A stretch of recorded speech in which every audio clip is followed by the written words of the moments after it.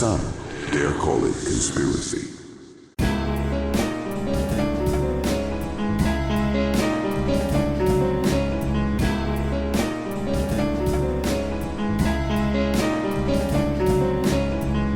Welcome to Some Dare Call It Conspiracy with Brent Lee and Neil Sanders. Today, we are joined by Barrett Brown, a journalist and activist known for his fearless investigations into government and corporate misconduct. Barrett is the founder of Project PM, a platform for analyzing leaked intelligence. Despite facing serious legal challenges, including a lengthy prison sentence, he continues to advocate for transparency and accountability. Join us as we discuss his tumultuous journey and the evolving landscape of modern activism. Yeah, we were very interested by your response to our email. So you were aware of the Gary Allen book, Some Dare Call It Conspiracy? Yeah, so I owned that when I was about 13 years old, bought it at a library sale in Dallas. Dallas, of course, is, as you may know, is a center of a lot of things. One of them is far right-wing ideology and so forth. So it makes sense that I would have found a copy of that. All I remember of it is a lot of talk about the Korean War and the ways in which some dubious concerns about why it had gone the way it had and so forth. But I know I've always been interested in fringe, viewpoints, so forth, especially more recently, because that has fringe viewpoints as they exist now play a very keen factor in what we do and do not investigate as a society, as the press, so forth. And that's something the intelligence community, at least on occasion, they're aware of that dynamic as well. And so it becomes a fun way to ensure that certain operations don't get real scrutiny from, let's say, middling reporters. Well, I mean, we're skipping slightly ahead here, but we were just saying before we came on air that the demographics of this conspiracy crowd, the gamer crowd, your 4chan crowd, when you've got systems like Cambridge Analytica, which we very much want to talk to you about, you've got a captive audience there. You've got someone that you can study. You've got parameters of a group, things that allow and disallow for inclusion of that group. And in many ways, these sort of communities are sort of ripe for manipulation. I'm sure you're aware of this, the John Birch Society, which is obviously where non-dare call it conspiracy came from. There's sort of vague connection to Cambridge Analytica through people like Joseph Coors and the Fred Koch, who founded the Heritage Foundation and latterly the CNP, Billy Graham and William Falwell and that type of ideology. It was the Mercers and Kellyanne Conway, Mike Pence, Michael Flynn were all members of the Council for National Policy, and that pervasive ideology was very, very tied in, which is bizarre because, essentially the concern of the John Birch Society was that there was going to be a world communist takeover, and that essentially, if you want to be very cynical, that seems to be a justification for certain fascist and racist attitudes. So that's where this sort of connection is. But the thing that's always fascinated me about your work, Barrett, is the sort of understanding that it's not just data mining. It's this sort of interplay between supposedly private contractors and the intelligence agency using this data in order to alter behavior. Yes. And I think that's kind of what you were getting at with these fringe groups. Because to my mind, these groups have been attacked and their behavior has been changed by these programs. And this is essentially why we got the rise of Trump and Brexit. And to use a sort of horribly overused term at the minute, the Overton window is shifted to the point where things that a few years ago were abhorrent to most people are now become essential sort of tools in the culture war. Yeah, so and that's what we said earlier. That is one of the reasons why it's unfortunate that surveillance in and of itself was the key takeaway back in 2013 after Snowden, when I was still in prison at that point. Because the responses to that, like among Thomas Friedman, who's a big New York Times columnist, the general response to that by middling, sort of mediocre commentators is that, I'm not doing anything, worrisome, and most people aren't. So what's the issue? And of course, even in the sense of surveillance, there are responses to that argument, such as there is a portion of society at any given point that is engaged in activities that are effective in terms of exposing malfeasance, corruption, and they are the targets for it. They're not Thomas Friedman, not people who get along well with the establishment. But beyond that, as you said, the real money, the real power that has emerged in the last 25 years out of these government-funded projects and under the direct oversight of GCHQ, CIA, In-Q-Tel, which is CIA's investment arm, Palantir, all the products of all this, is an apparatus that has done an extraordinary job of taking all this massive amount of information that's useless on its own, given how massive it is, figuring out how to utilize it to change opinions, to make predictions on a mass scale in a way that affects everyone. Depending on how far you got in the book, you may have come across the point where I was running for Al Jazeera and had an article about a program under CENTCOM that we had discovered. And this editor at Al Jazeera, who they brought on from CBS, is CBS radio producer, which if you're familiar with American media culture, it's going to be he's going to say something stupid. And in this case, this guy asked me to find victims of data mining and to get their stories, to get a human touch. And I had to explain to him that data mining is not that kind of thing. You don't know what's happened. It's on a large scale.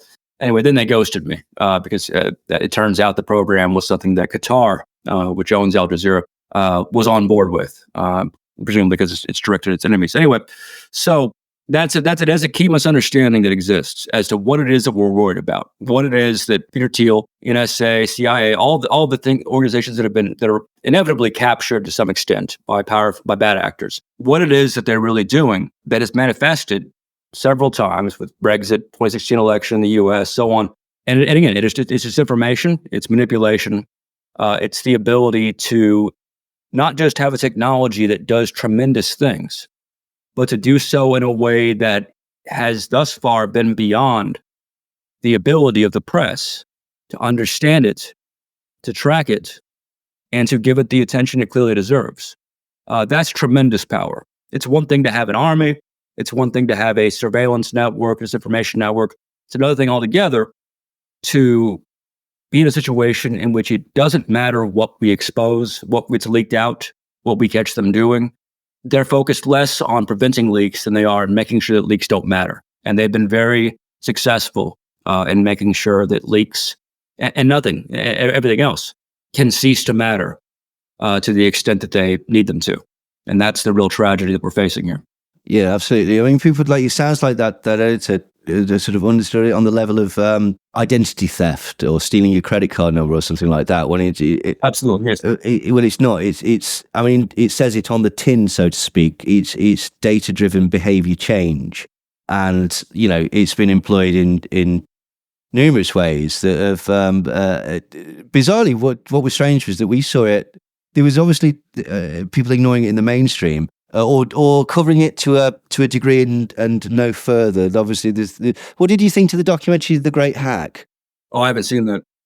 Surprisingly, I'm actually not very conversant with a lot of the basic media around a lot of these issues for a couple of reasons. One of which I was in prison during a part of it, had to catch up when I got out. Another is that to some degree it's personal for me, and I have difficulties, watching or reading anything else beyond what I've already done about these issues. Like I haven't even seen Mr. Robot, and it's fairly partly based on me because I just can't. Yes, yeah. Yeah. So I'm actually know less about some of these basics than any keen observer like yourself. What do you think about Peter Thiel then? Let's just jump straight into Peter Thiel and his influence on society. Sure. So Peter Thiel had a lot going for him. Number one, he was German.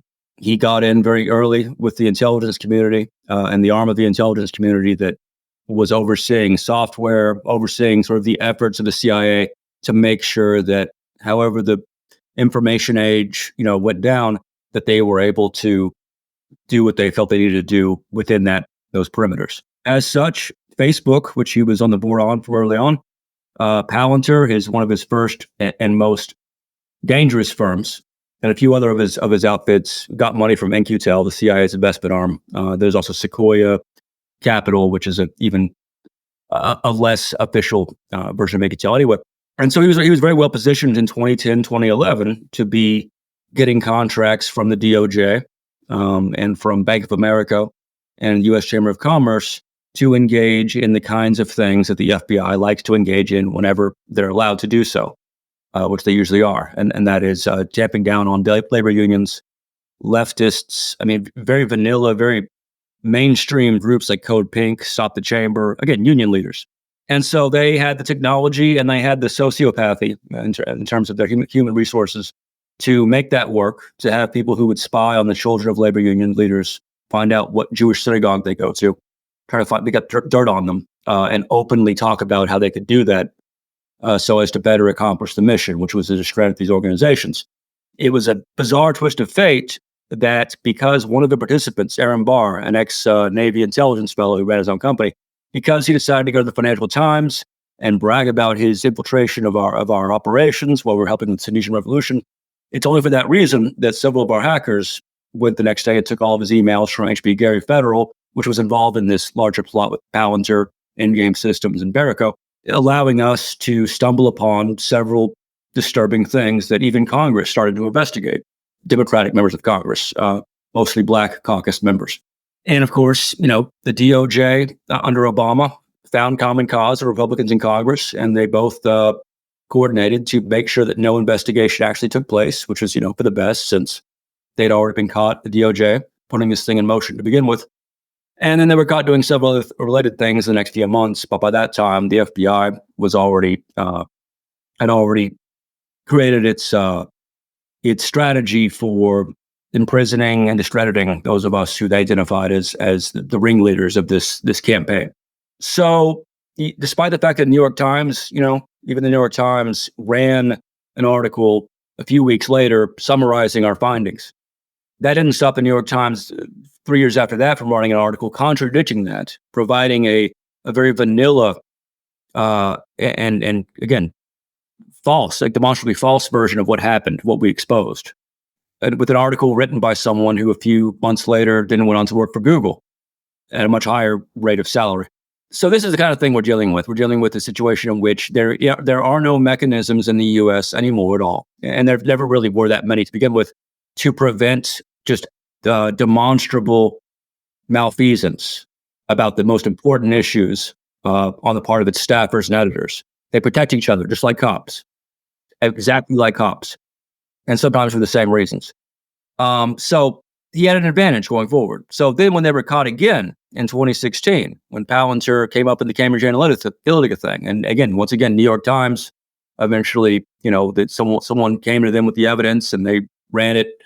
And the same excuse that Palantir used the first time in 2011, which was that their involvement in the Cambridge Analytica efforts was the sole responsibility of a single staffer who was just overzealous and no one knew about it. The same response they put out in 2011, which had been discredited within a couple of days and then more so later on, they used, and it worked. They understand how the media works. They understand how individual reporters work, how editors work, how they think. They know that time passes very quickly. Stories are only stories when they're new. Stories are really only stories when someone can benefit from them career-wise. Beyond that, it becomes the province, people like me who, have a death wish or whatever, and, they kind of get lost in the fog. So naturally, in the last 14 years, he has gone from someone with a minor but significant, still relatively significant role in the intelligence community and in the corporate, let's call it the kleptocracy, to someone who has been able to decide on presidential candidates in the GOP. A couple of days ago, decide on the VP candidate, one of his former employees, J.D. Vance, who worked at Mithril Capital. Mithril, like all of his firms, named after some Lord of the Rings shit. He's gotten to that point. He's gotten to the point where his firm, Palantir, among other things, runs the NHS data now. He's got a firm, Enduro, that creates drones for tracking migrants. At the same time, his other firm now runs the UN's database on people's, migrant peoples who are vulnerable, classified as vulnerable to abuse and to so forth. All of this has happened because the press, to the extent the press was capable and willing to do the important work in front of it, that has changed significantly in the last 20 years, partly organically, just because the same reason everything's fallen apart. Also because people like Peter Thiel has been able to buy or blackmail in a few cases, prominent opinion makers. So, yeah, this is it was inevitable that he would get to this point where he's this powerful, and wherein his connections, his overt connections and employment of active Nazi ringleaders, like Andrew Arnheimer, who Weave, who issued Clearview AI, and then his former lawyer, Tor Eklund. It's got to the point where that can just happen. And we never reach a threshold at which someone says, hey, this is kind of disturbing and perhaps worthy of some sustained attention. We just never reach that point. That should give you an indication of how bad things are across the board. So Thiel is not responsible for everything that's happened in the last 15 years, but he's a great indicator of why it happens. And he's responsible, I would say, for more of it than any other single person, with the exception of Gilman Louis, who's a much lesser known CIA figure. Anyway, that's another story. No, please do. Tell us about Gilman Louis. Oh, well, Gilman Louis. So it's an interesting story. Gilman Louis, a genius by all accounts, got involved with the U.S. intelligence community in the early 80s on the software end. And one of his main gigs was representing or buying or creating software, games, in fact, flight simulators and so forth. He was the one who licensed Tetris from the Russians back in the 80s. He is also the head of In-Q-Tel, or he was for a while. He's the recipient of the CIA's highest known honor, award medal. And he is the person who is essentially the architect of all of this, in so much as that he is Peter Thiel's. He's the person who's given Peter Thiel the most potential energy by which to achieve his fascist objectives. He's very little known. His name is not even known among national security reporters, tech reporters. Very, very niche person. The only reason I know about him is through some ex-intelligence people that pointed us in that direction back in 2011 when sort of things were at their peak. He's also involved, has a history with Colonel Alexander, the fellow, if you've seen the film, Men Who Stare at Goats. Yeah. And SIIC, the firms that do some really esoteric things, for better or worse, he's involved in that world. And that in itself might perhaps explain some of the odder notions that we see expressed by not just Thiel, but Eric Weinstein, I think his name is, the guy who ran one of Thiel's other capital firms, and he goes on Joe Rogan all the time. There's a lot of there's a confluence basically at the top there of some very colorful legacies of the intelligence community, of the Cold War, and so forth. Having said that, that's all I know about Gilman Louis. There's not much to find, It's quite interesting because we're investigating the that sort of Stargate Men Who Stare at Goats thing at the minute, and the entire story started when a man decided that his chinchilla was psychic, and following on from that led to a man who decided that he wanted to hook yogurt up to a lie detector machine. Following these experiments, the CIA threw $30 million at it. So it just goes to show you. Yeah, I mean, and that in itself is sort of overlaps to this larger issue in so much as that regardless of what we think about these things, they are taken very, very seriously by a number of individuals ranging from Democratic Minority Leader Chuck Schumer to, a lot of ex-diplomats, intelligence communities. So it's quite possible that there has been a successful effort to disseminate these things in a convincing way among both far right, far left, moderate people with access to intelligence who are briefed. And there's no telling what the motive of that is, at least from the outside. Even I would not even, I'm pretty arrogant. Even I would not rise to speculate on what's going on there. I know from experience how difficult it is to really get a sense of these kinds of issues when there's a lot of interest involved. It's got like a squid spraying ink around itself. It's not a viable investigation, line of inquiry. But it's interesting, and it may end up being the case in the next few years that we learn more about that, and more about why some of these very powerful people with access to the world's most expensive intelligence programs, why they have been convinced of some of these notions. I think we'll probably the way things are going, I think in the next few years, we will get a sense of how that happened. Not why, but how. So just to explain to our listeners, why do the intelligence agencies use these private contractors? And what do these private contractors explain to the public that they're supposed to be doing as opposed to what they're actually doing? So the answer to the first question is, it started out, there's a couple of reasons. Number one, the U.S. in particular, somewhat in contrast to the U.K., we're very keen on competition as a means of developing the best possible procedures. And so that doctrine was applied to the intelligence community, mostly starting after 9/11. We've had powerful private interests like Lockheed Martin and so forth involved at the highest echelons of secret programs, for forever. But the proliferation of these firms, especially ones dealing in information operations, was really a phenomenon of the post 9/11 world. That's when a lot of these firms based in Virginia or California, mostly Virginia, rose up.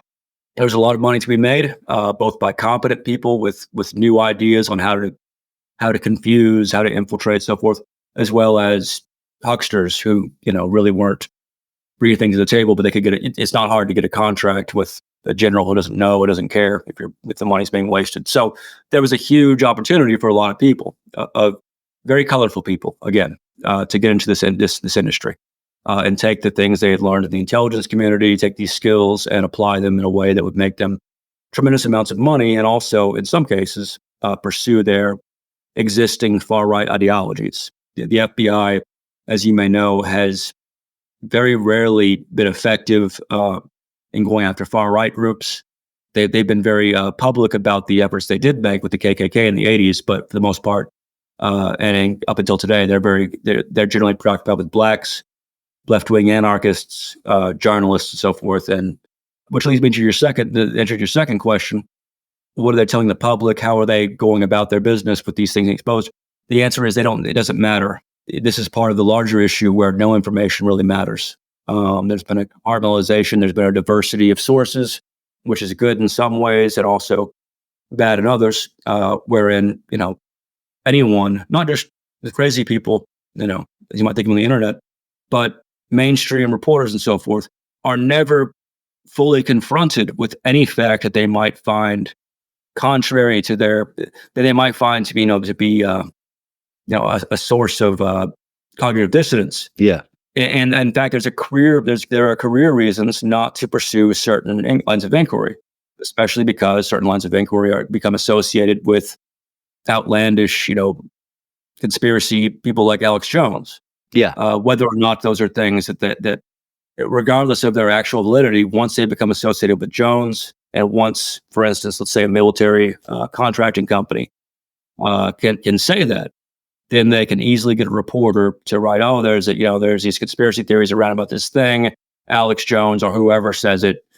From that point on, it is essentially, it's got a sort of chastity belt around the story. You can't fuck it anymore, and that right there is enough to prevent 99.5% of working U.S. media people who are job insecure, who in many cases, just like comedians, tend to be perhaps neurotic, perhaps not very self-assertive, very naive. That's enough. That's enough right there. And it doesn't matter if occasionally some really disturbing things come out that perhaps contradict what we might know already, what we all might think we know about the world. It doesn't matter. There's a million ways to get around that. So we're in an era in which it's no longer necessary to keep information secret as such. All that's necessary is to, really nothing is necessary. We're already in an ecosystem in which everything is suspect, even things that come along with convincing proof and have people, prominent, respected journalists who are now dead, or activists like Aaron Schwartz, Michael Hastings, the things that they investigated and found and the things that others are carried on, they just don't matter. There's all we can really do is find a very slim constituency of people who, unlike the vast majority of Westerners in the post-World War II world, will perhaps at some day act if there's a more overt fascist takeover. That's all we can do. We can't really aspire to, get breaking news story on CNN about anything.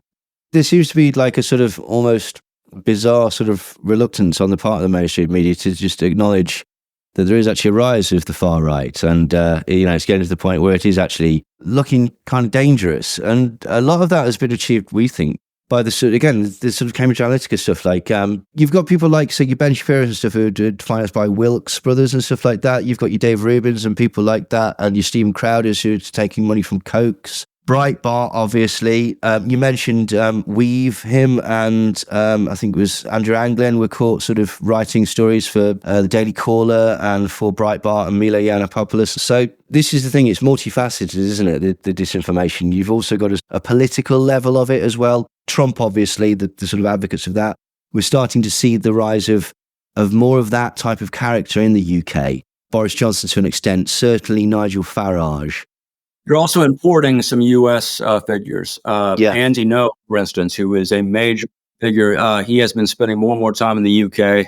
Working closely with for instance, the Metropolitan Police Union, as well as other Peter Thiel proteges like himself. And again, he was the official designated informant, quote unquote. In my case, when I was arrested in 2021, a few months before that's in it.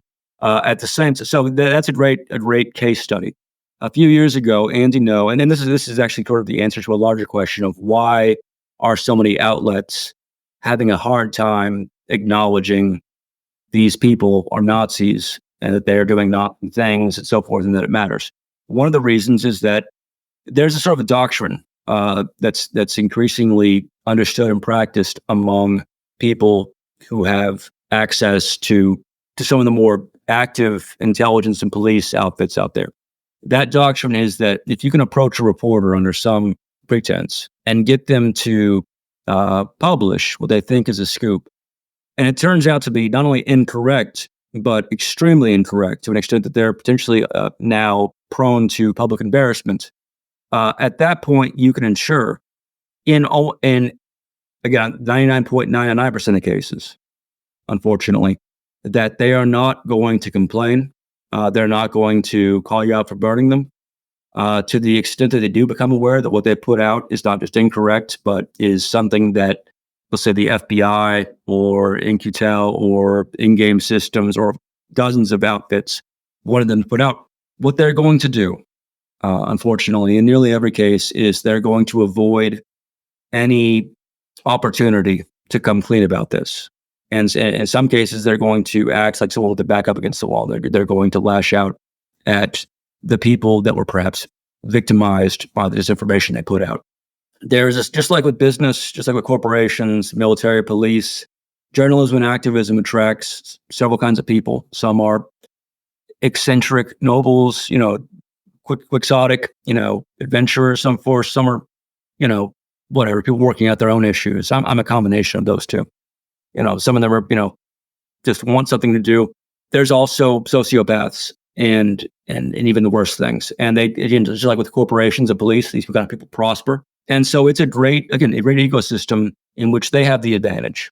And even people who are decent when they can be, which is, I think, the bulk of the modern Western world, it's not difficult at all to create an environment in which most of them have an interest, have a stake in a particular storyline not being resolved, not being corrected. And so that alone is enough.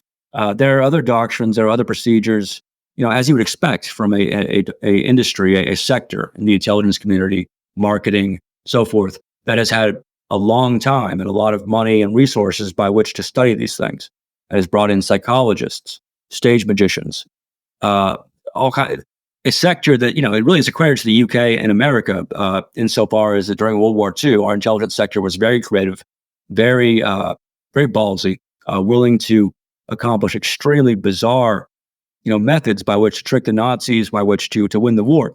Unfortunately, that same energy and some of that same doctrine carried over to this subsequent time in which governments, peoples have not been quite as useful to the world at large. Yeah. And of course, beyond that, they've trickled down to these private firms. And to every single, sort of fuzzy-headed, right-wing warlock software engineer with a security clearance. They all have access to things that no one should have access to. And they can get caught. It doesn't matter. The only people who suffer the consequences are those of us who have the bad fortune of catching them. That's brilliant. So, what do you think is Elon Musk's role in this? Because it suddenly struck us that basically, like, all the disinformation, your captive audience, your astroturf and your sock puppet accounts. Twitter is essentially just, is rife with that. And Elon himself has spread stuff to do with great replacement theory and far-right nonsense, anti-trans stuff. And of course, he going to start with Peter Thiel. He's made overtures towards Peter Thiel recently. He's decided to publicly finance the Trump campaign. What's going on with that? So Elon Musk, Pierre Omidyar, and Peter Thiel go way back. Yes, to their origins and all that. I knew almost nothing about Elon Musk until I got out of prison. Actually, he was not back in 2012. He was not a figure that we came across or thought much of. Based on what I can determine, or what I can be reasonably sort of hypothesize, Elon Musk is not quite the brains behind the operation. He is someone that Peter Thiel, that takes Peter Thiel's direction. Which if I was Elon Musk, and I guess I'm not, I guess I would probably defer to Peter Thiel myself. But as far as we can tell, based on the things that we have access to, the decision to buy Twitter, that was something that it was not Elon Musk's idea, put it that way. Pierre Omidyar's decision to, a few years after he was publicly calling whistleblowers traitors and calling for them to be prosecuted, the fact that he in 2014 put up $500 million to buy access to the Snowden archive and buy Greenwald, something he did with the participation of Weave and Peter Thiel, that was not Pierre Omidyar's idea, most likely. That was someone else's, and probably Peter Thiel was involved in that. Remember, it was only a year ago that Peter Thiel's status as a longtime FBI asset was made public by Charles Johnson, the supposed anti-Semite figure who's kind of popped up in some of these things. Incidentally, Charles Johnson, his anti-Semitism may be an act. I'm not sure of it, but to me, he does not seem convincing. I think there are reasons to create a persona, a silly persona, a crazy persona, such that you're less likely to be regarded seriously by a certain kind of journalist. Louise Mensch does the same thing. That's another story I'd be happy to go into. But anyway, so Elon Musk he's at the table. He's got money. He comes from a South African diamond smuggling family, and that he's what in prison they would call a good white dude. So he gets to sit at the table. And he's not he's a white supremacist, but he's got money. So he has status.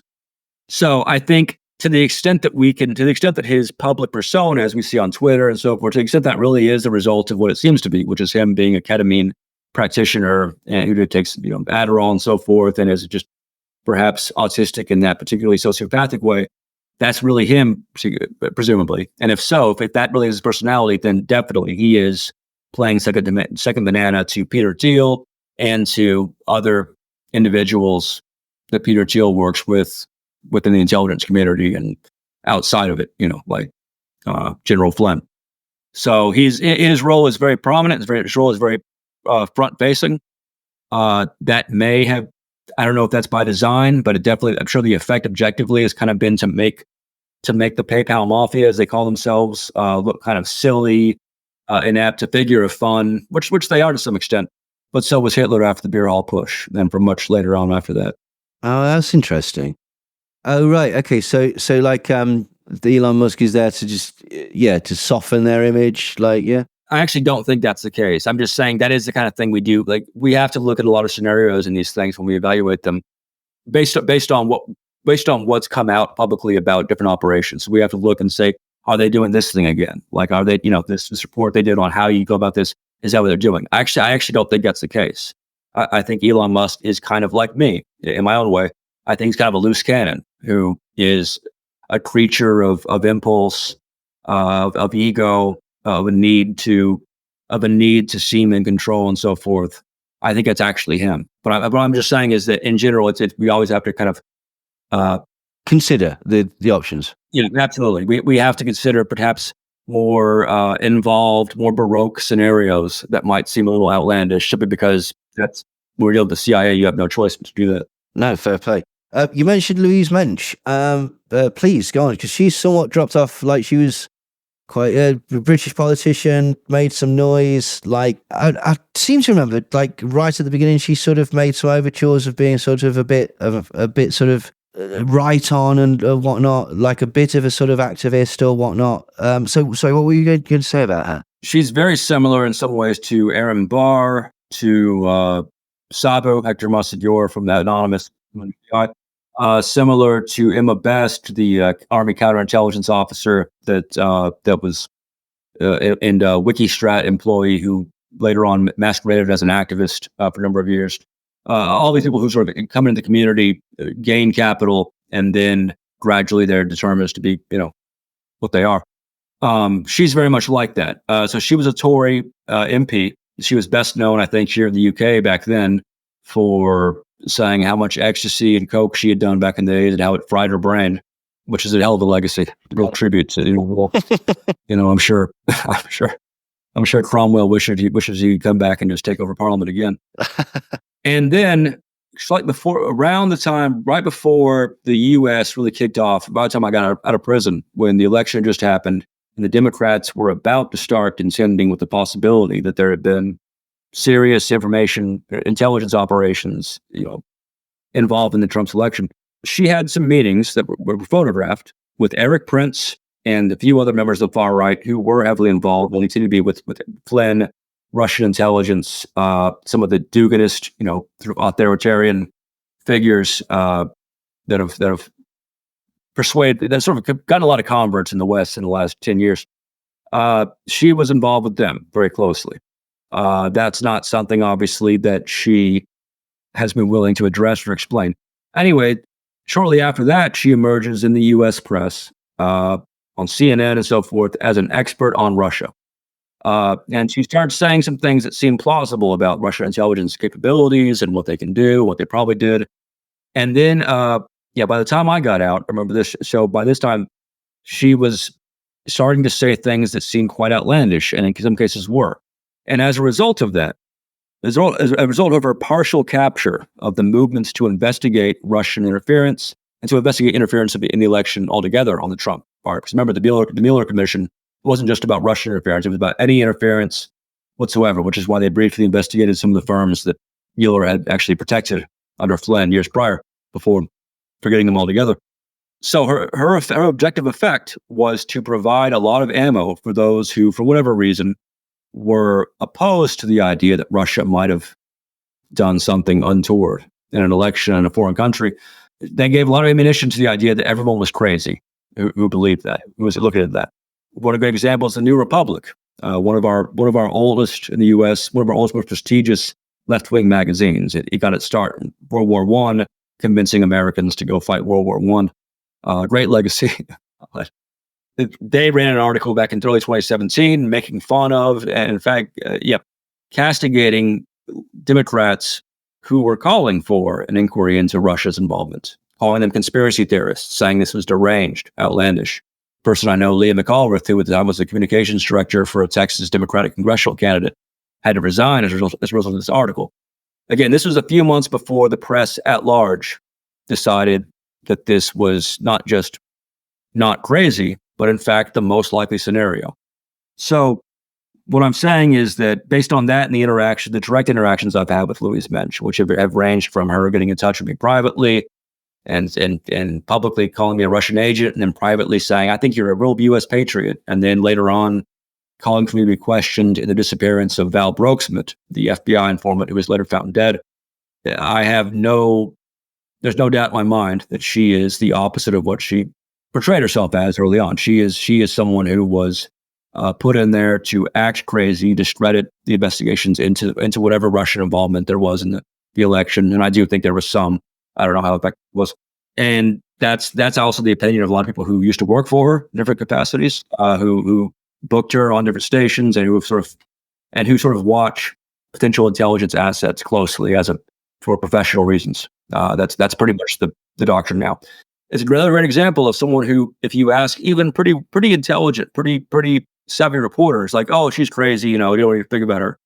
That is, if that were the case, that'd be great. We wouldn't have to worry about her anymore. There's a crazy person who briefly managed to convince the most powerful nation in the world to give her attention on the most relevant subject. I mean, that would be one thing, but that's just not what it is. It's something that, unfortunately, it's one of those things that we can demonstrate. We're all convinced of it. There's just not a whole lot of nothing to be gained from going to the press and saying, "Hey, you're all conned by the far right." And that's really what this is really what this all boils down to. It just boils down to careerism, embarrassment, de facto blackmail, in the sense that someone who is conned by this, books them for an interview, whatever, doesn't want to revisit the issue. It's the same thing over again.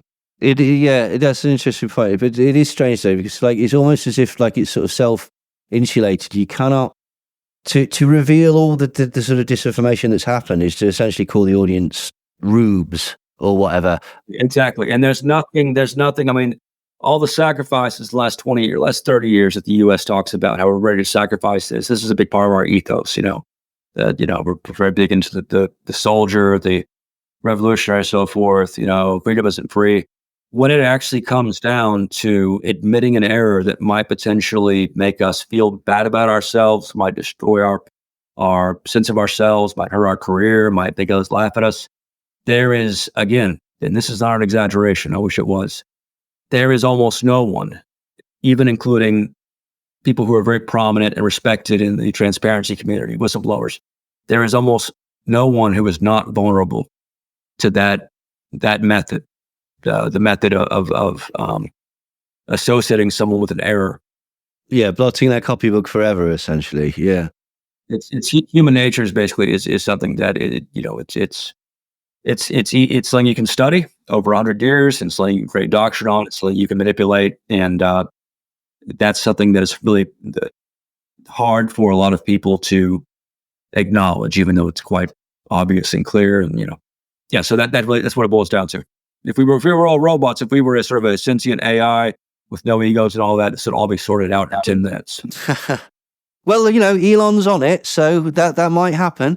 So, but so the Russia thing, I don't know whether you'd agree with me, but I think we're on the same page in as much as I think there was some, but I think that the Russian collusion, once we're having that conversation, we're not even looking at Cambridge Analytica, Palantir, anything like that. Exactly. So at that 2016, at that point, that was sort of the degree to which the U.S. public had basically gone psychotic over the last few years. And I was lucky enough to be in prison during this time. So, I was confused when I got out, but again, I feel like I am lucky to have missed that era. But at that point, anything that you would point out about, Russia potentially being involved in this made you pro-CIA and pro-NSA, so forth, and pro-DNC. If anything you said to the contrary, and now you're pro-Trump, Russian agent. And this is something that, again, this is something that happens organically. It's probably the natural result of Twitter, of a number of just unfortunate dynamics in American life, to some extent that we still don't know everything about. It was definitely encouraged. It was definitely used in order to make it, fairly certain that you could get away with really extraordinary election interference operations and get caught, and even have New Yorker and New York Times report on it, and it just wouldn't matter. I mean, so yeah, so there was at that period, and I think up until recently, I think things are changing to some extent, at least on that front.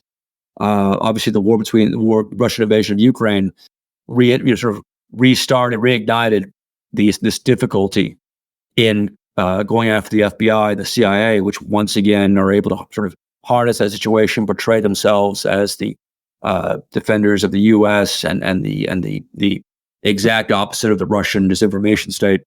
Those doctrines do make it impossible, like absolutely impossible, to do any real journalism on anything touching upon those issues, which most important things do. It's strange, isn't it? It's possibly a symptom of the social media immediacy age, but basically people don't seem to be able to cope with complex narratives or nuance where there might be more than one bad actor in a situation, or with potentially different agendas and such like that. It's very similar to the 1930s, particularly in the UK, wherein Stalinists and some intellectuals among the upper crust, went full Stalinist. The others went full Catholic, reactionary. Yeah. And it's what Orwell complained about quite a bit in his essays and articles, even prior to the war. When he sort of crystallized these issues. It was the key elements of British and U.S. Intellectual life. This inability to decide that, yes, maybe if we're all leftists and Fabians, whatever, the Soviet Union is going to be our best chance. But also maybe if it fucks up, then maybe that will damage our cause forever, which it did. And so perhaps we shouldn't shill for Stalin and pretend that, or pretend that, whatever. And again, so it's the same old story. It's very much what happened. The DNC, WikiLeaks, everything I've been party to, but been privy to the workings of, has fallen to the same exact dynamic where we are in the right, and thus everything is permissible, nothing is true. And gee, I sure hope we don't destroy it ourselves. Every movement destroys itself. They're vulnerable within themselves. Absolutely. One person that sort of vaguely got mentioned that I believe you've actually interviewed in the past, Alex Jones. Have you heard the potential connection between him and Stratfor, in as much as essentially InfoWars started about the same time as Stratfor in the same place? There's some staffing members that seem to be going backwards and forth. He now is hiring Blackwater mercenaries to basically be his private security and to monitor his wife, who appears to be having an affair. And he's constantly having was in the past, having Alexander Dugin and a lot of pro-Russian stuff on his show. I do remember someone mentioning that possible connection a couple of years ago. It's one of the things that I would have, if I had more bandwidth, I would definitely have looked into. On the other hand, again, I'm not sure what positive will come of it, since we can't really get our messages out effectively. But so Alex Jones, so it would make sense if he were in some way, with whatever arrangements, with whatever party, whatever each party thought of the situation, and if one was conning the other, or if they're both on the same page, whatever, that would be a plausible scenario. I don't know of any evidence of it myself, but I haven't looked into it, so I can't say anything about it.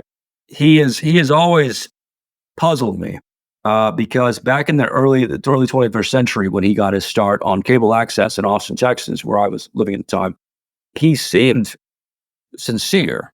He seemed like a somewhat intelligent kind of basic bitch right-wing person who had, for whatever reason, come across, various legitimate issues involving the intelligence community and powerful families, Bush family, so forth, and went overboard and was kind of excitable, and also maybe hated Mexicans.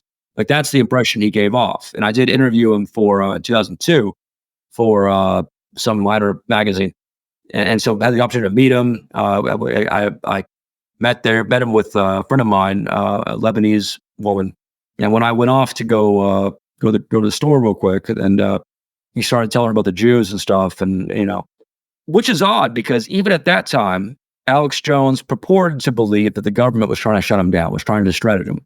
The intelligence community would. So you would think, if you were that, if you wanted that real impression, if that was really your genuine belief, that you would be disinclined to start spouting your anti-Semitic theories to attractive women that look out of a James Bond movie, when some journalists you've never met before, and you don't trust the media, understandably. It doesn't seem in character. Having said that, people do silly things. So, but it just, the main thing to know about him, I guess, is that, back in early 21st century, he was very vocal about Rudy Giuliani being involved in 9/11. By the time I got out of prison, he was having Rudy Giuliani on. So I don't know if he forgave him, decided that, maybe that, New York needed to be blown up anyway, or maybe he changed his mind or didn't believe it to begin with, or whatever. It just, we can, the hypothesis of he's a sincere guy who really believes this, we can dispose of that now. And the question becomes, what is his deal? Why is he building his entire doctrine community around the idea of these individuals engaging in 9/11 as an inside job, and then hanging out with them and promoting them? What can we make of that? That's the kind of thing I would love to see him asked, but he's been busy, with these other court sessions about the school shooting thing. So, but yeah, it's one of those astounding things that I think is probably, the answer is probably very murky, and it probably involves a lot of things with Roger Stone and Michael Flynn. And how do you get involved with that? And I've dealt with both those individuals, Roger Stone in particular, in person. And there is, I do very much what these intelligence assets do. I just do it in the other direction in some cases, and I don't like to talk about it. So I do engage with very terrible people in order to see what they have. But when you deal with these people, you're dealing with really crazy Nixon era kind of tactics. And again, those of us who are sort of fresh faced, just fell off the turnip truck, kind of come from a perhaps background in which we assume everyone else is being honest as well, and with everyone's very, it's very hard to contend with. So I can't make anything of it, and I'm not sure I would want to meet someone who could. I feel like a degree of dishonesty or bad character to really follow these through. So it's one when they feel more identified, when we know that they're this person. Ideally, I think they should be stopped at that point, rather than we just kind of like, hey, it's a terrible person. Let's watch what they do for the next 10 years. Simply because they're very hard, they're very squishy. You can't really get around them. They're very good at these dynamics, and they've done much more damage to our civilization and to other civilizations around the world. And we don't really take that seriously as a society, because we don't really, as a society, really care that much what the consequences are. That's the other, I guess, problem we're up against. Again, ideally, Peter Thiel, Roger Stone, Alex Jones, all these people, insofar as they're discovered to have engaged in these conspiracies against the public, and then do it again and again, and they keep buying off editors. Ideally, that's the point at which we start discussing what our options are, to the extent that we take responsibility for civilization. In reality, it's more like a Weimar Germany kind of thing, 1932, or France in 1940, with the Third Republic just not really worrying about the Germans, not really seeing the value in tanks or airplanes or Jews. It's that kind of situation where we're not prepared to deal with what's coming, and we're going to sort of allow it, and it's going to be unfortunate for a lot of people.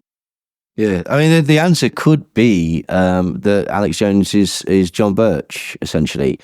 So it's that entire thing. His politics overtly changed on screen just about the time that he had a pretty expensive divorce.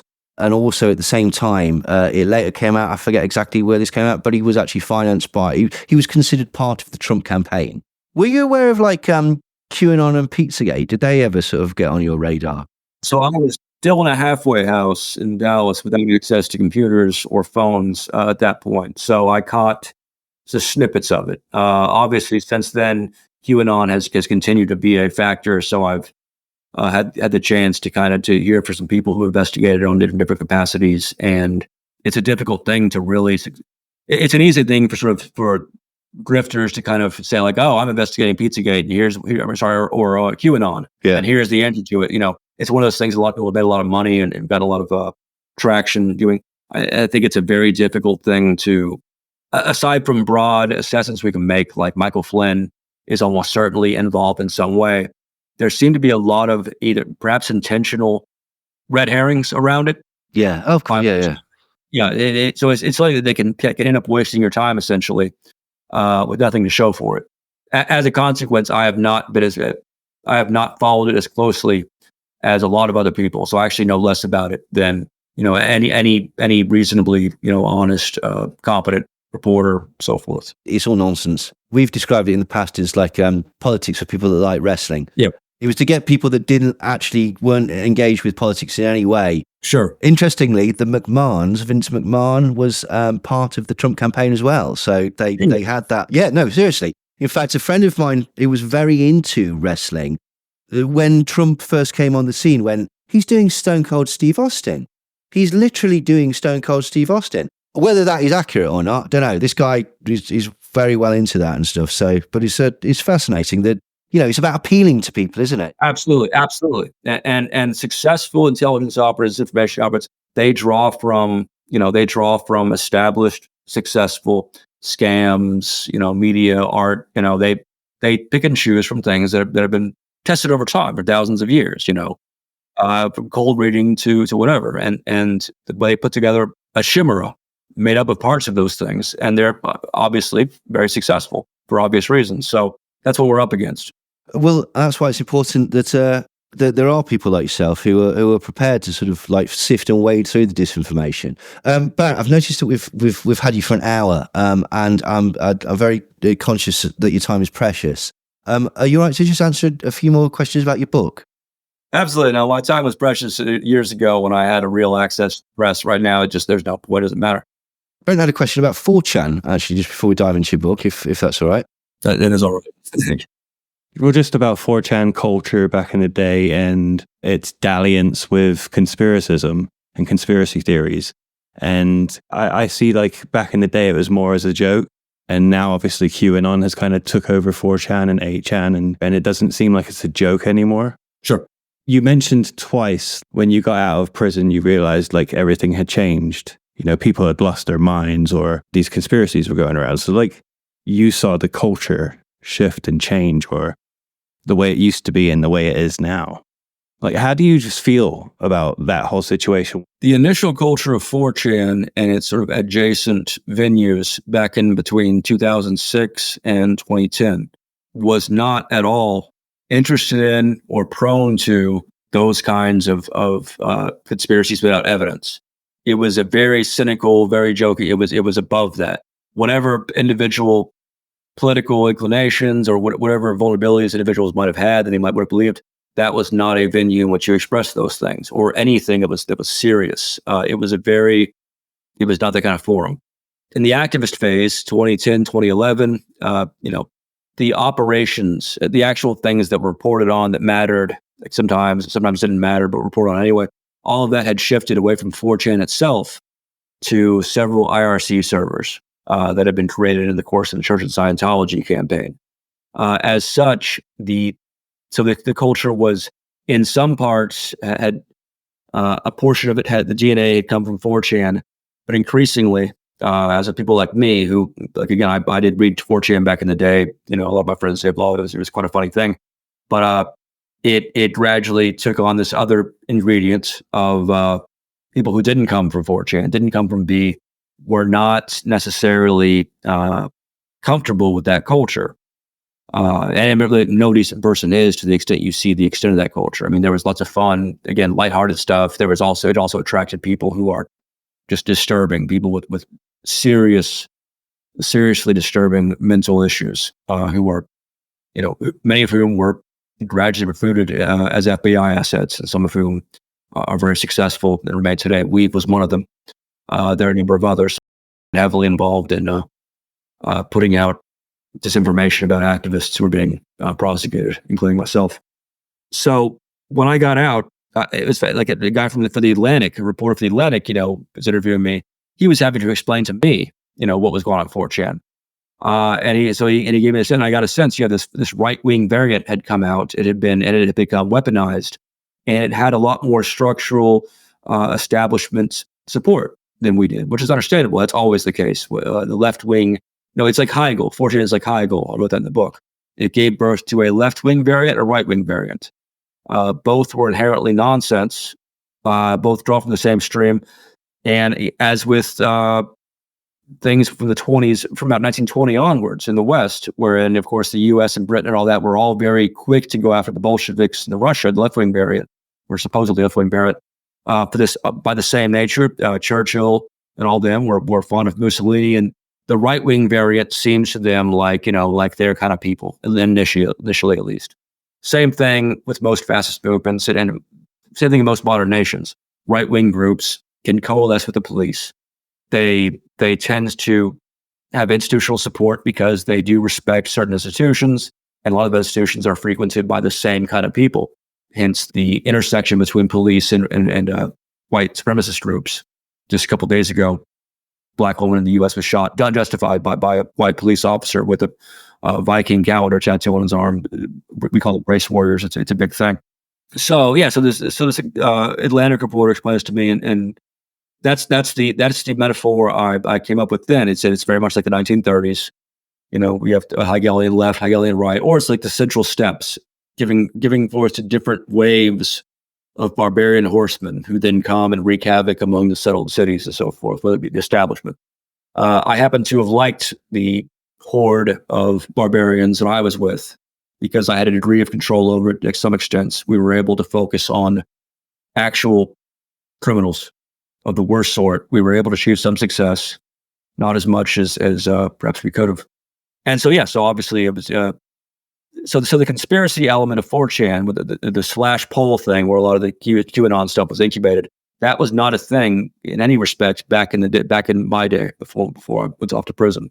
It is definitely, I mean, almost certainly. I've forgotten some of the details of what I've been shown in the last few years regarding that, but in general, yes, there was definitely some manipulation there. There's definitely, I mean, obviously, everyone from the Marine Corps to all these private companies to Russian intelligence, they're all aware of the potential energy invested in these online groups that have an identity and so forth. Obviously, they were very aware of Anonymous's powers, strength, because they had to go up against it. Sometimes they exaggerated our powers, like the NSA head who said we would be taking down nuclear power plants in a few years. He was just trying to get more funding. So 4chan, just like Casablanca back in the day, is a place in which different elements, different factions from around the world have been fighting high stakes battles to achieve control of the zeitgeist, as it will, to achieve control of things that have some brand power and so forth, to subvert them for different ends. And so Anonymous, even when I was with it, was already being pushed in different directions. Those of us who were prominent within it were oftentimes unaware of how we were being used or pushed in directions by some of these forces. Again, we came out of, even I, who had a journalism background and come from Dallas, Texas, which is a historical centerpiece of the U.S. intelligence and military community, was very naive about our ability to navigate that. And it wasn't until, much later, having to go through all these things, having spoken to other individuals in the intelligence community and so forth, do you get a sense of what was actually occurring and what the consequences were.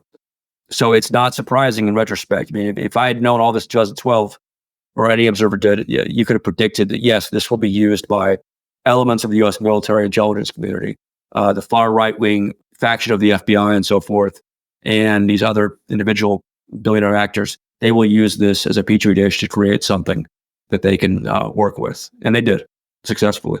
Do you think Gamergate was part of that? Or do you think that was actually just organic people just getting on their feelings? Or? I couldn't confidently assess, but I would say, just based on what I think I know about it, at least from what I've seen, I think that was organic. It's at any rate, there's no reason why it shouldn't be organic, given that what it seems to be is a weirdo careerist journalist being assailed by a bunch of anti-female, scumbag. It was just scumbag central across the board. So that seems to me a pretty by the numbers sort of establishment person get caught doing basic establishment stuff.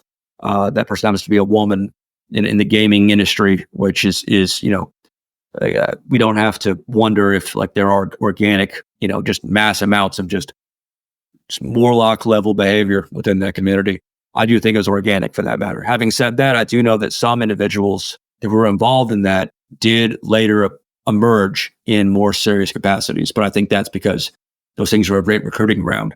Yeah, I think it's the same thing with many of these conspiracy theories or conspiracy communities. I do believe they start off organically. Same with Pizzagate and QAnon. But they do end up getting used or gamed by people who can manipulate us. And that's something that I saw myself, how I came out of the conspiracy world. So I fell in 2003, looking up conspiracy documentaries about 9/11, basically on DC++. And I started looking at that sort of stuff and going into secret societies and watching Alex Jones and David Icke and these sorts of people. But let's fast forward to 2015, and I started seeing these political people kind of using our shit, and using it against us to politicize us and get us on their side, when I kind of always remember there being no sides. The left wing and the right wing were the same bird. That's what Alex Jones had been saying for 2 decades. And now all of a sudden he's got Trump on InfoWars and he's got Nigel Farage on InfoWars. And, I could just see how it became weaponized by this other group of people. It kind of made me start thinking, maybe this is all bullshit then. Maybe it's actually not even true. When I was a young fellow, grew up in Dallas, a friend of mine had a really douchey older brother who was into punk rock and very into the punk rock aesthetic and putting on airs of being a streetwise, downtrodden person. And they were, I mean, his mom was a high-class prostitute, so they were kind of, they were down the scale, so that didn't look the aesthetic. But he was a douchebag regardless, this older brother of his. And he was very into the Beach Boys. And he would sometimes pick us up from the movie theater at his mom's request, and he'd be playing the Beach Boys, ironically, kind of, because that was the kind of thing like punks like, oh, the Beach Boys, they would be appreciated on a really weird, obnoxious level. And as a result, my friend, who is now a journalist in Austin, he hated the Beach Boys. That had been his exposure to the Beach Boys, this older brother of his. He just associated with douchebagginess. And I explained to him, you know what, the Beach Boys, they don't deserve this. They had nothing to do with your brother. And I get it. I get you've been exposed to it. You associate with that. Don't throw the baby out with the bathwater. Leave the Beach Boys alone. Now, there are other reasons to not like the Beach Boys. One of his friends one of the participants was big friends with Charles Manson. But it's not, that's not the right reason. It's not because of his older brother, Cody, who was a douchebag. And so I say that because there's a very similar dynamic that occurs with ideas, associations, certain arguments even. And this is something that's been very pronounced, especially, again, since I got out of prison in 2016. It's like it seems to have sort of really metastasized, if that's how you pronounce the word, between 2012 and 2016. This as predilection for associating a fraudulent actor or a bad actor or whatever, or even just an argument or a piece of evidence that may give aid and comfort to the enemy with these other packaged, larger villains or so forth. And that, again, that's something that we have to do. I mean, if someone comes up to you and says, hey, I'm really critical of George Soros, you're right to expect that he's uninformed and he's heard some nonsense. In a few cases, though, what he's going to say next isn't going to be like he's a Jew who runs the world. Son of say, well, I don't like the fact that he's involved in these kind of financial deals. He made a lot of his money to it. Again, he's probably not going to say that, but the poor son of a bitch who is going to approach it that way, who has a legitimate, well thought out, well intended argument that he wants to put out that he thinks is important, he becomes a victim of this drive-by of obscurantism, this drive-by, this sort of shrapnel bomb of culture war, of sort of Twitter-based, they're saying that about Hillary Clinton, they're Trump or Russia and all that, or they're saying this about, And so in the case of any conspiracy theory or any hypothesis about something that may have happened, whether it be Russian intelligence, the FSB, false flag attacks, stuff Nixon did, trying to give LSD to Anderson, the reporter. It's very important, regardless of what Alex Jones's role is, regardless of what David Icke's role is, and regardless of what improvisational tactics may have been used by private contractors, intelligence communities to use them as a means of ensuring there's no real scrutiny on certain things they don't want scrutiny on. We have to try to keep in check our heuristics whereby we associate certain things with certain people. And that's hard to do because again, nine times out of 10, it makes sense to think the guy with the Confederacy t-shirt walking by is a Confederate. The other 10, he's a hipster, or he's doing a funny movie, he's doing a skit for his local, trying to make YouTube videos, it's that kind of thing. And unfortunately, that's the kind of dynamic that makes it much more difficult. People who do very specific, nuanced kinds of journalism, it makes it hard for us to be candid about some of the things that we come across and so forth. And it's one of the reasons why a lot of the things I think that are really important and that the public will benefit from, and that are also sort of agreed upon by the surprising number of pretty straight-laced mainstream journalists, don't tend to get the light of day. It's one of the reasons why Saudi Arabia got away with its heavy involvement in 9/11, because the idea was that if you question the 9/11 Commission, it's because you believe the Twin Towers were destroyed by a laser from Moloch that Bohemian Grove shot out for some numerology reason, and not because all of the evidence. I mean, even Keane, the guy that the commissioner of 9/11 Commission, the guy who ran it after the report came out, people should read what he had to say about it. He was, like me, he was a hollow shell at the end of it. He was upset, and he publicly denounced it. And he was right, because years later we learned more about the Saudi Arabians and what we knew, what the Bush family knew and all that. And it's not surprising given they go back and George Bush Sr. was a weirdo. Kind of goes to what you were saying in your book, where you were mentioning in your conspiracy chapter about the Bilderberg group or Bohemian Grove.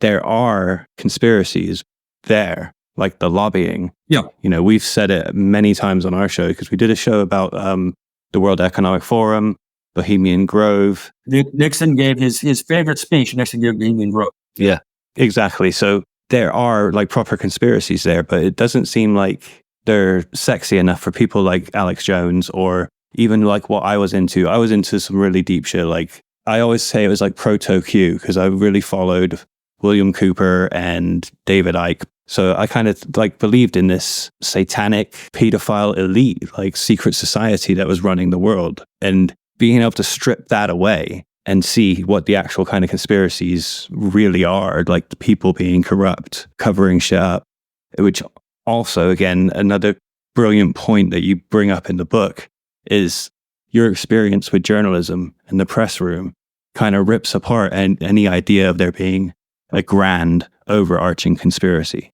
Yeah, there. What we have is a lot of the kind of things you can see from Thiel and Elon Musk. We can see little pieces of the iceberg come up. We can see that there are grandiose visions still. This is the 21st century. Out of the 20th century, people are sort of smaller now, so we have less big, crazy, monstrous, perhaps dangerous, sometimes wonderful plots going on. We don't have the round tables anymore. We don't have the Anglo-American alliance where they're trying to bring us back together and keep the Germans out. We don't have the German. We don't have the Nazis. We don't have esoteric, Nazism. We don't have Blavatsky. We don't have all these eccentric but sometimes effective individuals. And to the extent we do, they're much lower profile, and I don't think it's a sort of a sector of people can kind of kid themselves a lot. You're gonna come across lots of wealthy people, as I have, who are convinced themselves that they are involved in the Illuminati. You'll also find, like when I used to go smoke crack in downtown Dallas before I went to prison the first time, you'll meet people without any money at all, black kids, who say like, "Oh, I'm part of the Illuminati," because some rappers are. So again, it's difficult to determine really, it's different children, like which of these are just sort of, they're enthusiasts, they're hobbyists, which of them actually do have a degree of power because they went to Yale with what's his name and what's his name Jr. and blah, blah. And they also have these sort of weird Anglo-Saxon kind of Eastern establishment traditions that they're really big into, like the Bush family does. And it's hard, and it can be very easy to look at that and say, oh, this must be a monolithic, effective thing. Sometimes it's not. Sometimes it's only capable, as with the Bush family, of directing U.S. foreign policy towards the benefit of the Saudi royal family, which is what the Bush family accomplished several times for about 20 years without much for the press. That's a lot. That's still a lot. It's still a lot to sort of redirect U.S. military policy in really bizarre ways that don't make any sense to serve Kuwait and to serve Saudi Arabia while you're have financial entanglements with the Saudi Arabian family and you come from the CIA like Bush did. That's quite a bit. And that's enough right there. So we don't really need to go look beyond that for anything more exotic than that. It's pretty straightforward. The things that Lyndon Johnson tended to do for Kellogg, Brown, and Root, pretty straightforward. They're monstrous. And in some cases, these individuals, not Johnson, who was kind of a sociopath, but others, they will articulate to you convincingly, if you happen to talk to them privately, they'll say, here's why I have to do this. This is why I'm doing this, because the real world is like this.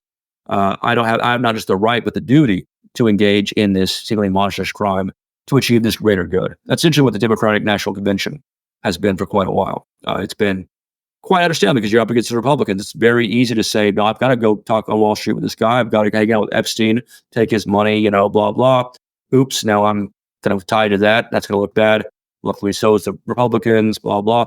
It's a self-defeating, but very real and it's a phenomenon that needs more study from real people, from real researchers, rather than the fanatics and enthusiasts who entered into this vacuum. Again, so if young people saw, like on CNN, like a documentary on Sundays, for instance, or read in BuzzFeed or Daily Beast, which they never will, some articles about these things that they can't help but come across and realize are valid. If they're able to get it from that, they won't have to go find Andrew Tate and the 50 other just subhuman Nazi associates who have insensibly taken over much of our society in the last 15 years while I was off in prison. And so to the extent that we are able to fulfill that role, it's just like parents who talk to their kids about drugs or sex, so they won't hear about it on the schoolyard from Alex Jones or Andrew Tate, who's just going to sex traffic your kids anyway.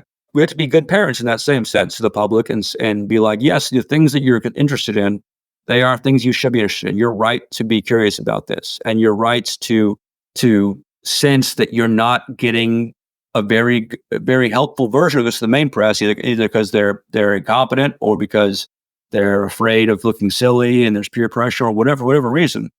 And you're right to ask us about this. Here's what we know about it. Keep an open mind. Explore for yourself.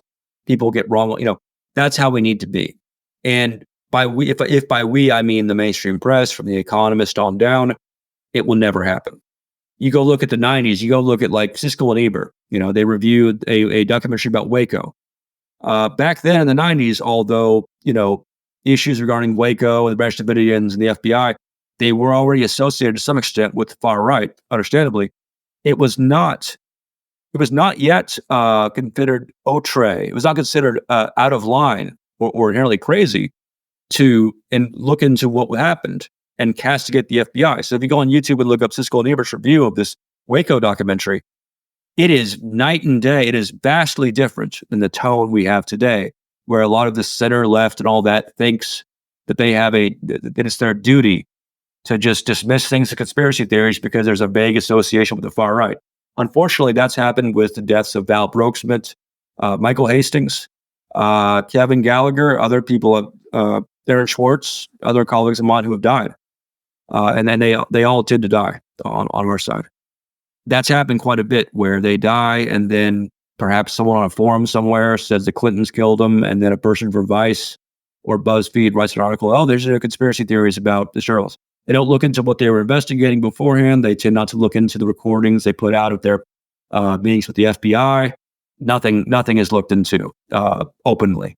These things revert to those of us who kind of do these things quietly among ourselves. And as such, this is part of a larger problem where there's going to be less public opportunity to know, to be privy to the things that some of us are privy to, because we can't trust the average Twitter user, the average commenter, the average journalist, the average editor to give us the benefit of the doubt and look into the things. And so what's going to happen is you're going to have, as this sort of civil war environment heats up, which it will, and it is, the conflicts that will sort of occur between fascism and anti-fascism will be covert. It'll be another sort of CIA situation where we don't, just like the CIA, we don't trust the public. We see the public as a threat and the enemy correctly. And we just carry out what we do on the slide. That is not what I set out. It's not the situation I was looking forward to when I got involved in the transparency community 15 years, but it is the only way forward. Yeah, that's really kind of the main sort of argument or just idea that I want to kind of put across, is that the more one becomes an expert and acquires documentation and materials and can even present these materials and answer questions to anyone's satisfaction on certain subjects, the more one becomes vulnerable to the fact that a lot of these subjects have certain associations that are hard to shake. And the more one becomes vulnerable to being dismissed, prosecuted, and sort of losing sort of the ability to put out these ideas to begin with. That's where we've been. That's what I've seen happen. That's spot on as well, because this sort of the movement away by the left, away from conspiratorial thinking or holding truth to power, holding institutions to judgment, whatever, it really left a vacuum that the far right basically went, well, we will nurture you. We're not going to reject you. In fact, furthermore, have you seen this thing, this even more extreme thing, basically? And it's it's frightening the way that how that dynamic works, really. Yeah, and it has a knock-on effect of the FBI and DNC then become allies, because as a consequence of far-right conspiracy theories, that then the FBI is the ones who are going to eventually arrest these people when they shoot, when they go and rush the Capitol. Yeah. When the FBI turns out to have, again, elements of the FBI being far-right, supporting these things, it makes it harder. It makes it harder for us to out far right FBI assets, far right FBI agents, when the FBI is being seen as the one, the messiah that's going to come and defeat Trump. And you've got two sides of the same coin. You've got the soft authoritarianism on the left, being the sort of like trusting institutions, and you've got the hard authoritarianism on the right, which is basically we want to tear these institutions down and replace them with something else, basically. So, yeah, frightening. Barrett, I'm very, very conscious that we've had you for about an hour and a half. I could honestly, mate, I could talk to you all week. I'm such a fan of everything that you've done. Would it be possible to get you back on again in the future at some point? Absolutely. Yep. Because we've barely touched on anything to do with anonymous and stuff like that. Oh, yeah, absolutely. This is my favorite. This is my pet subject as well. These general things. So I'd love to come back on and go into some of these peripheral issues. And really drill down on them, because there's a lot of very interesting, I think, useful elements that I can put forward that are sort of concrete and perhaps might better illustrate some of these things than kind of the harangues that I've been giving you thus far. So I'd love to come back in. That'd be marvelous. Would you like to just plug your book? Yeah, I got a book. You can buy. I've already been paid for it. I don't care. Fair play. I won't get any more money for it beyond what I've already gotten. It comes out of the royalties. It's not going to do that well for the reasons I've explained. Well, he should. Yeah, I mean, if people want, you should just look up my name and look up Barrett Brown, Val Brokesmith, Barrett Brown, Michael Hastings. Look at some of the articles written. Look at the New York Times review of my book. That's actually unusually cogent in terms of the themes. And the best thing people can do is just study a couple of these issues, study kind of what we've put out on the FBI infiltration of the left-wing spaces, the identity extremist community among the blacks, which the FBI is obsessed with. Kind of see what they've been doing and decide for yourself how far we are down that line, and I guess just think for yourself, what is the red line at which point we have a duty to be more aggressive in our civic disobedience? That's the main thing people can do. The book is peripheral. Fantastic. Yeah, brilliant. That's amazing. Thank you so much, Barrett. It's been incredible. Thank you. Thanks for having me. I appreciate it. Enjoyed the talk.